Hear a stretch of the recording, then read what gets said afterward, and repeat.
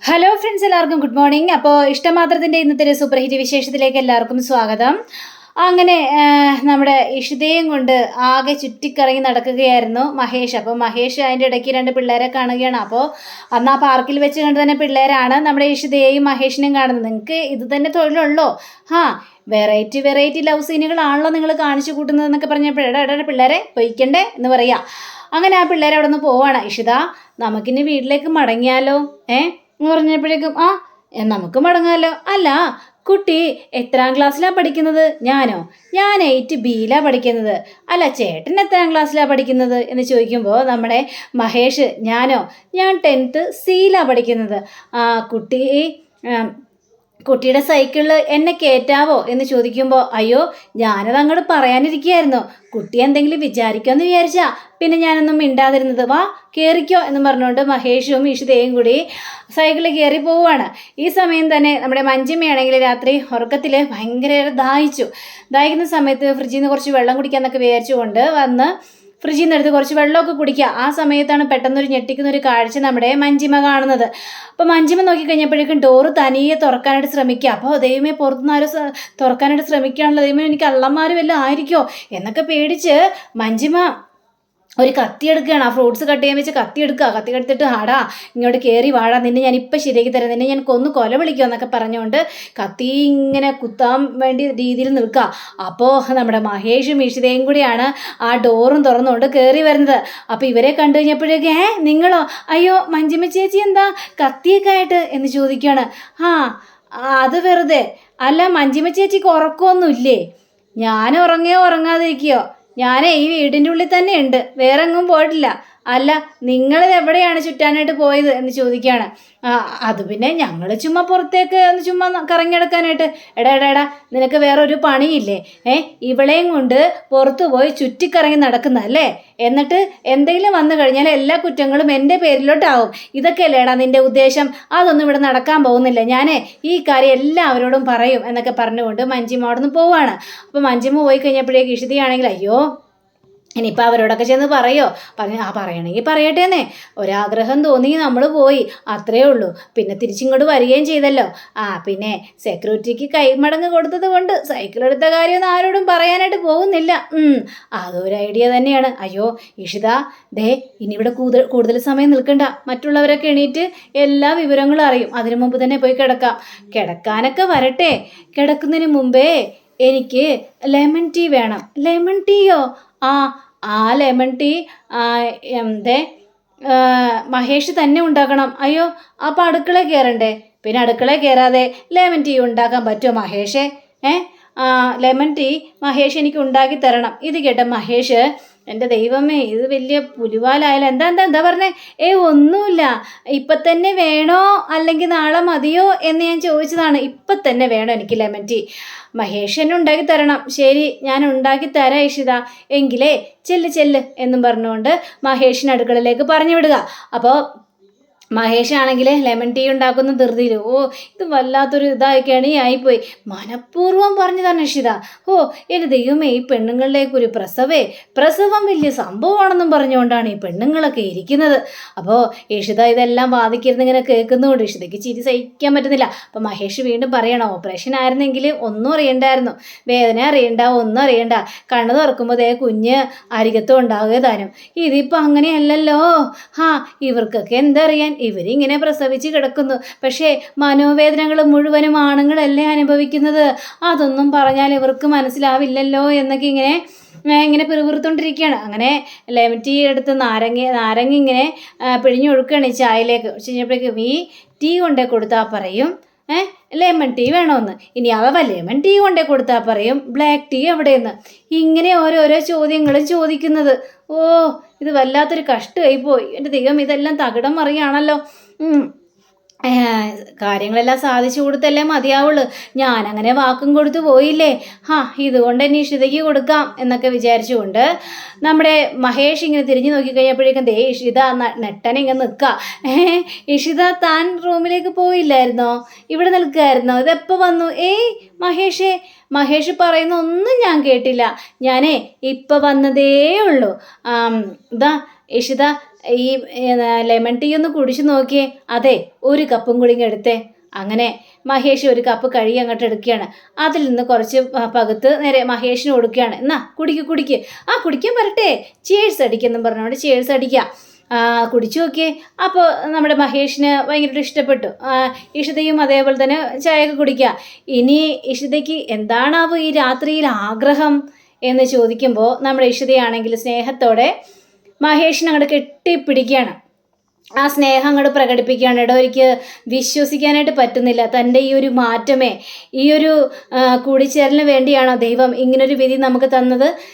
എനിക്കിപ്പോഴും വിശ്വസിക്കാൻ പറ്റുന്നൊരവസ്ഥയാണ്. തൻ്റെ ഈ സ്നേഹം എനിക്ക് അനുഭവിക്കാനുള്ള ഭാഗ്യമൊക്കെ ഉണ്ടായല്ലോ എന്നും പറഞ്ഞുകൊണ്ട് ഇഷിതയെ കെട്ടിപ്പിടിച്ചിട്ട് ഓരോ കാര്യങ്ങളും ഇങ്ങനെ സംസാരിക്കുകയാണ്.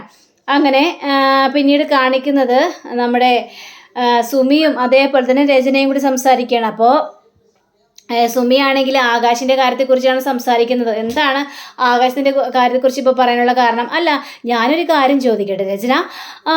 ഇപ്പോൾ മഹേഷ് ഇഷിതയെ ഉപേക്ഷിക്കുകയാണല്ലോ, അവർ രണ്ടുപേരും കൂടി വേർപിരിഞ്ഞു കഴിഞ്ഞാൽ മഹേഷിൻ്റെ ജീവിതത്തിലേക്ക് തിരിച്ചു പോകാനാണോ നിൻ്റെ ഉദ്ദേശം എന്ന് ചോദിക്കുമ്പോൾ പിന്നെ അല്ലാതെ അതിനു വേണ്ടിയാണല്ലോ ഞാൻ ഈ ഇഷിതയുടെ ഗർഭം കലക്കാൻ വേണ്ടി നടക്കുന്നത്. അല്ലാതെ എന്താ പിന്നെ എനിക്ക് വട്ടാണെന്നൊക്കെ ചോദിക്കുമ്പോൾ, അല്ല അപ്പോൾ ഈ ആകാശോ?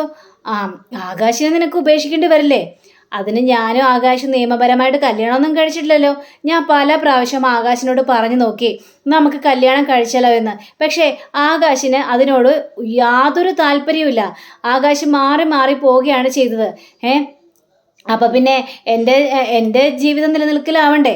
അതിനുവേണ്ടി എനിക്ക് മഹേഷിൻ്റെ ജീവിതത്തിലേക്ക് തിരിച്ച് പോയേ മതിയാവുള്ളൂ. അതുകൊണ്ടാണ് ഞാൻ ഇങ്ങനെ ഒരു പ്രവൃത്തി ചെയ്യുന്നത്. ആകാശിനാണെങ്കിൽ എന്നെ കല്യാണം കഴിക്കണമെന്ന് യാതൊരു താല്പര്യവുമില്ല. ഞാൻ പല പ്രാവശ്യം അവനോട് പറഞ്ഞു നോക്കി, പക്ഷേ അവൻ അതിനോട് അനുകൂലിക്കുന്നില്ല എന്നൊക്കെ ഇങ്ങനെ പറയുകയാണ്. അവന് എന്നെ വേണ്ട. അവനിപ്പോൾ പുതിയ പെണ്ണിനെ കിട്ടിക്കഴിഞ്ഞാൽ ആ പെണ്ണിനോട് ചേരാനാണ് അവന് ഇഷ്ടമെന്നൊക്കെ രചന പറയണം. അപ്പോൾ ഇത് കേട്ട് കഴിഞ്ഞപ്പോഴേക്ക് സുമിയാണെങ്കിൽ അത് തന്നെയാണ് എനിക്കറിയേണ്ടത്, അത് തന്നെയാണ് എൻ്റെയും ആവശ്യമെന്ന് സുമി മനസ്സിൽ ചിന്തിക്കുകയാണ്. അപ്പോൾ ഇങ്ങനെ ഒരു സംസാരിച്ചുകൊണ്ടിരിക്കുന്ന സമയത്താണ് ദാ വരുന്നു മഞ്ജിമ.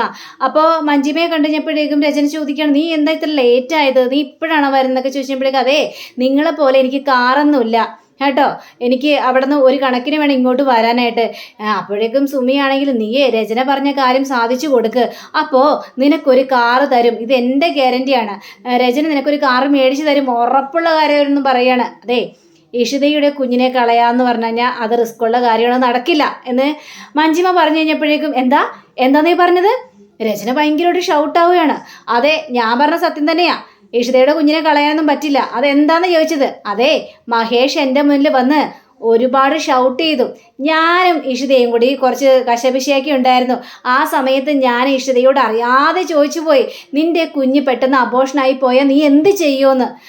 ഇത് കേട്ടതും ഇഷിത ഭയങ്കര രീതിയിൽ എന്നോട് സംസാരിച്ചു. അത് പോയി മഹേഷിനോട് പറഞ്ഞു. മഹേഷ് ആണെങ്കിൽ എന്നെ വിലക്കിയിരിക്കുകയാണ്. നീ കാരണം എൻ്റെ കുഞ്ഞിന് എന്തെങ്കിലും സംഭവിച്ചു കഴിഞ്ഞാൽ പിന്നെ നിനക്ക് ഈ വീട്ടിൽ നിലനിൽപ്പുണ്ടാകില്ല, നിന്നെ ഞാൻ ആട്ടി പുറത്താക്കും എന്നൊക്കെയാണ് എന്നെ വിലക്ക് ചെയ്തത്. കേട്ട രചനക്ക് ദേഷ്യം വന്നിട്ട്, നീ എന്തിനാണ് അങ്ങനെ പറയാനായിട്ട് പോയത്? നിന്റെ നാവ് വെറുതെ ഇരിക്കില്ലേ? നീ സ്നേഹത്തോടെ കൂടാനല്ല ഞാൻ പറഞ്ഞത്. സ്നേഹത്തോടെ കൂടി ആ കാര്യം സാധിക്കാതെ അവൾ പോയി ഇഷിതയോട് പോയി കശപേശി ഉണ്ടാക്കിയിരിക്കുന്നു. എനിക്കിതൊന്നും സഹിക്കാനായിട്ട് പറ്റുന്നില്ല എന്ന് രചന പറയുകയാണ്. അപ്പോൾ ഇത് കേട്ട മഞ്ജിമയാണെങ്കിൽ എന്നോട് എന്നോട് കയറി സംസാരിച്ച് കഴിഞ്ഞാൽ ഞാനും സംസാരിക്കും, അത് ഏത് മറ്റവളാണെങ്കിലും ശരി എന്നൊക്കെ രചനയുടെ മുഖത്ത് നോക്കി തന്നെ പറയണം. അപ്പോൾ രചന ഒന്നും മിണ്ടാതിരിക്കുക. അപ്പോൾ ഇനി എന്ത് ചെയ്യും മഞ്ജിമ എന്ന് ചോദിച്ചപ്പോഴേക്കും എനിക്കറിയില്ല എന്ത് ചെയ്യുമെന്നൊന്നും, നിങ്ങളെന്താണെന്ന് വെച്ചാൽ തീരുമാനിക്കുക. എനിക്കിതിനെക്കുറിച്ച് യാതൊരു വിവരവും ഇല്ല എന്നൊക്കെ പറയുകയാണ്. എനിക്ക് ഇഷിതയുടെ കുഞ്ഞിനെ കളയാൻ പോലും പറ്റില്ല എന്നൊക്കെ പറഞ്ഞുകൊണ്ട് മഞ്ജിമ അവിടെ നിന്ന് പോവുകയാണ്. അപ്പോൾ മഞ്ജിമ പോയി കഴിഞ്ഞപ്പോഴേക്കും രചനയ്ക്ക് കലിവരെയാണ്. കണ്ടില്ലേ, അവൾ പറയുന്നത് കേട്ടില്ല, ഞാൻ കുറേ പ്രതീക്ഷകൾ മനസ്സിൽ വെച്ചോണ്ടിരുന്നല്ലേ സുമി, എന്നിട്ട് അവൾ പറയുന്ന പറച്ചിൽ കേട്ടില്ലേ എന്നിങ്ങനെ പറയാം. അങ്ങനെ പറഞ്ഞു കഴിഞ്ഞപ്പോഴേക്കും അവൾ പറയുന്നൊന്നും കാര്യമാക്കണ്ട എൻ്റെ രചനെ, അവൾ അങ്ങനെയൊക്കെ പറയുമെങ്കിലും പക്ഷേ ഇഷിതയ്ക്കിട്ട് താങ്ങാൻ പറ്റിയ ഇതൊക്കെ അവൾ ചെയ്യും. അവൾ കുറച്ചു മുമ്പ് പറഞ്ഞു കേട്ടില്ലേ, അത്രയും വലിയ പാലക്കുമാലയൊക്കെ അതെ ഇഷിതയ്ക്ക് ഇട്ട് കൊടുത്തു എന്ന്. ആ ഒരു ഇതൊക്കെ അവളുടെ മനസ്സിലുണ്ടാകും. അപ്പോൾ തക്കം കിട്ടിക്കഴിഞ്ഞിട്ടുണ്ടെങ്കിൽ ഇഷിതയെ ഇല്ലാതാക്കാനായിട്ട് അവൾ ശ്രമിക്കും. നമ്മളോടങ്ങനെ പല കാര്യങ്ങളും പറയും. നീ ഓർത്തോ രചന എന്നൊക്കെ പറയാണ്. പക്ഷേ ആ കുഞ്ഞിനെ ഇല്ലാതാക്കിയേ മതിയാവുള്ളൂ. എന്നാലേ എൻ്റെ ആഗ്രഹങ്ങൾ സഫലമാകുള്ളൂ. അതിനു വേണ്ടി ഞാൻ ഏതറ്റം വരെ പോകും, ഏതറ്റം വരെയും അതിനു വേണ്ടി തന്നെ എന്നൊക്കെ പറയാം. അങ്ങനെ പിന്നീട് കാണിക്കുന്നത് നമ്മുടെ ഇഷിതയും അതേപോലെ തന്നെ മഹേഷും കൂടി ഡോക്ടറെ കൺസൾട്ട് ചെയ്യാൻ വേണ്ടി വന്നിരിക്കുകയാണ്. അപ്പോൾ കേബിനിലേക്ക് കയറി കഴിഞ്ഞപ്പോഴേക്കും അവിടെ ഡോക്ടറില്ല. അപ്പോൾ നേഴ്സ് മാത്രമല്ല, ഡോക്ടർ എവിടെ നേഴ്സ് എന്നൊക്കെ ചോദിച്ചപ്പോഴേക്കും അത് പിന്നെ ഡോക്ടർ ചെറിയൊരു ഡ്യൂട്ടിയിലാണ്, അത് കഴിയുമ്പോൾ ഇപ്പം തന്നെ വരും എന്നൊക്കെ പറയാം. അപ്പോൾ മഹേഷ് ഇതെന്താ ഇവിടെ എന്നൊക്കെ ചോദിക്കുകയാണ്. ഇതെന്താ ഇവിടെ ഈ ക്യാബിൽ വന്നിരിക്കുന്നതെന്നൊക്കെ ചോദിച്ചപ്പോഴേക്കും അതൊക്കെ ഉണ്ട്.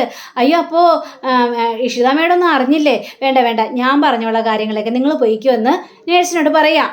അപ്പോൾ മഹേഷിനോട് ഇഷിത ചോദിക്കുകയാണ്, ആരാ ഡോക്ടർ? ഇവിടെയാണെങ്കിൽ ഖദീജ മേഡം ആണ് ഗൈനക്കോളജിസ്റ്റ്, അല്ലാതെ വേറെ ആരുമില്ല. പിന്നെ ആരാണ്?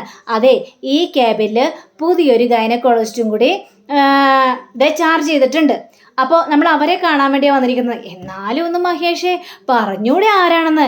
എടോ താൻ വെയിറ്റ് ചെയ്യ്, അതൊക്കെ തനിക്ക് സർപ്രൈസ് അല്ലേ, താൻ ഒന്ന് വെയിറ്റ് ചെയ്ത് കാത്തിരിക്കടോ എന്നൊക്കെ പറയുമ്പോൾ ഇവർ രണ്ടുപേരും കൂടി ശരി കാത്തിരിക്കാം എന്നൊക്കെ വിചാരിച്ച് ഇഷിത ഇങ്ങനെ ഇരിക്കാം. അപ്പോൾ ഇഷിതയെ ഞെട്ടിച്ചു കൊണ്ടാണ് ആ ഒരു വ്യക്തി ഇങ്ങോട്ട് കടന്നു വരുന്നത്. അത് മറ്റാരുമല്ല, നമ്മുടെ ഡോക്ടർ ദേവികയാണ്.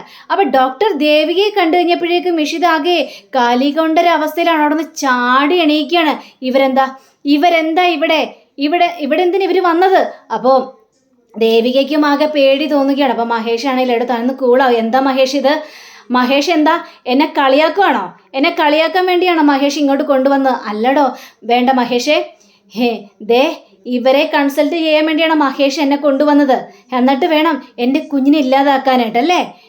ഇവരെന്നോട് ചെയ്ത ചതിയൊക്കെ മഹേഷ് ഇത്ര പെട്ടെന്ന് മറന്നുപോയാ മഹേഷിന് ഈ കുഞ്ഞിനെ വേണ്ടേ?